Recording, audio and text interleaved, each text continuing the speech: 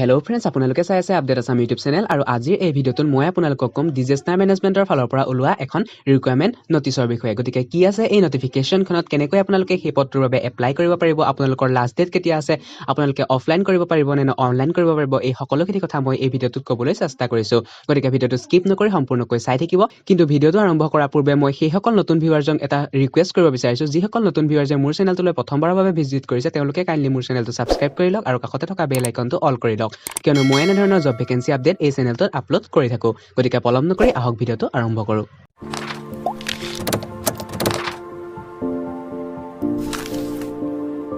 ভিডিঅ'টোৰ ডেছক্ৰিপশ্যন বক্সত এটা লিংক পাব, সেই লিংকটোত ক্লিক কৰাৰ লগে লগে আপোনালোকে এই ৱেবছাইটটোত অ'পেন হ'ব। ইয়াত আপোনালোকে ডিজাষ্টাৰ মেনেজমেণ্টৰ ফালৰ পৰা ওলোৱা ফিল্ড অফিচাৰ যিটো ভেকেঞ্চিৰ নটিফিকেশ্যন সেইখন চাব পাৰিব। ইয়াত আপোনালোকে দেখিবলৈ পাইছে ডেপুটি কমিশ্যনাৰ শোণিতপুৰ ৰিকুৱাৰমেণ্ট 2020, অৰ্থাৎ শোণিতপুৰ জিলাৰ ফালৰ পৰা এইটো ফিল্ড অফিচাৰৰ বাবে ভেকেঞ্চি ওলাইছে। ইয়াত আপোনালোকে লাষ্ট ডেট দেখিবলৈ পাইছে 31/12/2020, অৰ্থাৎ আপোনালোকে 31 ডিচেম্বৰৰ আগত আপোনালোকৰ এই পদটোৰ বাবে এপ্লাই কৰিব লাগিব। কৈ আছোঁ সকলো চাই থাকিব, আপোনালোকে অনলাইন কৰিব পাৰিব নে অফলাইন কৰিব পাৰিব, আপোনালোকৰ ডিটেইলছ কি লাগিব সকলোখিনি কৈছোঁ, আপোনালোকে চাই থাকক। ইয়াত আপোনালোকে দেখিছে deputy commissioner Sonitpur has release a notification for the recruitment of one field officer, অৰ্থাৎ এটা ফিল্ড অফিচাৰ ওলাইছে ডিজাষ্টাৰ মেনেজমেণ্টৰ vacancy under district disaster management authority Sonitpur, অৰ্থাৎ শোণিতপুৰ জিলাত ডিজাষ্টাৰ মেনেজমেণ্টৰ এটা ফিল্ড অফিচাৰ পদ খালী হৈছে। এই পদটোৰ বাবে আপোনালোকে এপ্লাই কৰিব পাৰিব যদিহে আপোনালোকৰ এই যোগ্যতাখিনি থাকে। চাই লওক post details. Name of the post field officer disaster management for revenue circle. Number of the post এটা দেখিবলৈ পাইছে, এটা পদ আছে। পে অফ স্কেল আপোনালোকে চাব পাৰে 20,000 ফিক্স পে। ইলিজিবিলিটি ক্ৰাইটেৰিয়াত আপোনালোকে যদি চাই তেন্তে আপোনালোকে দেখিবলৈ পাব আপোনালোকৰ বয়স হ'ব লাগিব 21 বছৰৰ পৰা 35 বছৰৰ ভিতৰত, আৰু আপোনালোকৰ সেই বয়স কাউণ্ট কৰা হ'ব 1 জানুৱাৰী 2021 চনত।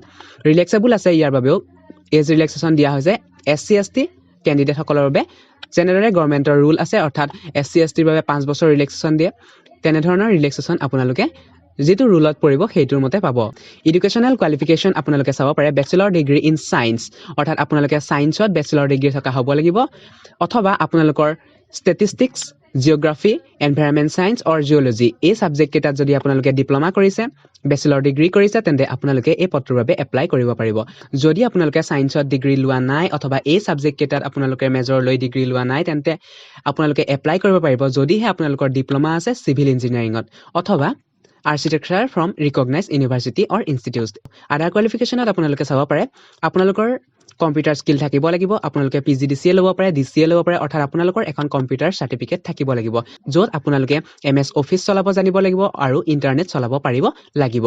এতিয়া আপোনালোকে চাওক কেনেকৈ আপোনালোকে এপ্লাই কৰিব। এই পদটোৰ বাবে এপ্লাই কৰিবলৈ আপোনালোকে কোনো ধৰণৰ অনলাইন মাধ্যম নাই, আপোনালোকে অফলাইনে এপ্লাই কৰিব পাৰিব। ইয়াত আপোনালোকে চাব পাৰে how to apply. Interested candidate are requested to submit their application in standard form, অৰ্থাৎ আপোনালোকে ষ্টেণ্ডাৰ্ড ফৰ্মত এই পদটোৰ বাবে এপ্লাই কৰিব পাৰিব। যদি আপোনালোকে নাজানে যে সেই ষ্টেণ্ডাৰ্ড ফৰ্মখন আপোনালোকে ক'ত পাব, আপোনালোকে কেনেকৈ ডাউনলোড কৰিব সেই ষ্টেণ্ডাৰ্ড ফৰ্মখন, মই ইয়াৰ ওপৰত এটা সম্পূৰ্ণ ভিডিঅ' বনাই থৈছোঁ। ভিডিঅ'টোৰ লিংক আপোনালোকে এই ভিডিঅ'টোৰ আই বটনত পাব অথবা এই ভিডিঅ'টোৰ ডেছক্ৰিপশ্যন বক্সতো সেই ভিডিঅ'টোৰ লিংক দি দিম, আপোনালোকে গৈ চাব পাৰে কেনেকৈ আপোনালোকে ষ্টেণ্ডাৰ্ড ফৰ্মখন ডাউনলোড কৰিব, কেনেকৈ আপোনালোকে ফিল আপ কৰিব, এই সকলোখিনি প্ৰচেছ মই সেই ভিডিঅ'টোত কোৱা আছে। গতিকে আপোনালোকে তাৰ পৰা আপোনালোকে ষ্টেণ্ডাৰ্ড ফৰ্মখন চাই ল'ব আৰু ডাউনলোড কৰি ইয়াৰ বাবে আপোনালোকে ফিল আপ কৰিব। লগতে আপোনালোকে ষ্টেণ্ডাৰ্ড ফৰ্মখনৰ লগত আপোনালোকৰ নেচেচাৰী ডকুমেণ্ট দিব লাগিব। সেইখিনি হৈছে একাডেমিক কোৱালিফিকেশ্যন, অৰ্থাৎ আপোনালোকৰ এডুকেশ্যনেল কোৱালিফিকেশ্যনখিনি ইয়াত দি দিব, চেল্ফ এটেষ্ট কৰিব। লগতে আপোনালোকৰ দিব লাগিব এমপ্লয়মেণ্ট এক্সচেঞ্জ কাৰ্ড, অৰ্থাৎ আপোনালোকৰ এমপ্লয়মেণ্ট এক্সচেঞ্জৰ যিটো কাৰ্ড আছে সেইটো আপোনালোকে দিব লাগিব, আৰু আপোনালোকৰ কম্পিউটাৰ নলেজ চাৰ্টিফিকেট PGDCA বা DCA অথবা 1 বছৰ মিনিমাম 6 মান্থৰ হ'লে ভাল হয়, তেনেকুৱা এখন চাৰ্টিফিকেট লগত দি দিব। তাৰপাছত আপোনালোকে সম্পূৰ্ণকৈ ফৰ্মখন ফিল আপ কৰাৰ পিছত 31/12/2020 আগত এই এড্ৰেছটো যিটো দেখিছে মই হাইলাইট কৰি দিছোঁ 0/0 the deputy commissioner district emergency operation centre DEOC, 2nd floor Tezpur Sonitpur, যিটো এইটো হাইলাইট কৰা আছে আপোনালোকে কপি কৰি ল'ব ইয়াৰ পৰা। এই এড্ৰেছটো মই ভিডিঅ'টোৰ ডেছক্ৰিপশ্যন বক্সতো দি দিম, তাৰ পৰা আপোনালোকে চাব পাৰিব। সেই এড্ৰেছটো আপোনালোকে এনভেলপত দি চেণ্ড কৰি দিব, কিন্তু আপোনালোকে 31/12 আগত পোৱাকৈ চেণ্ড কৰিব।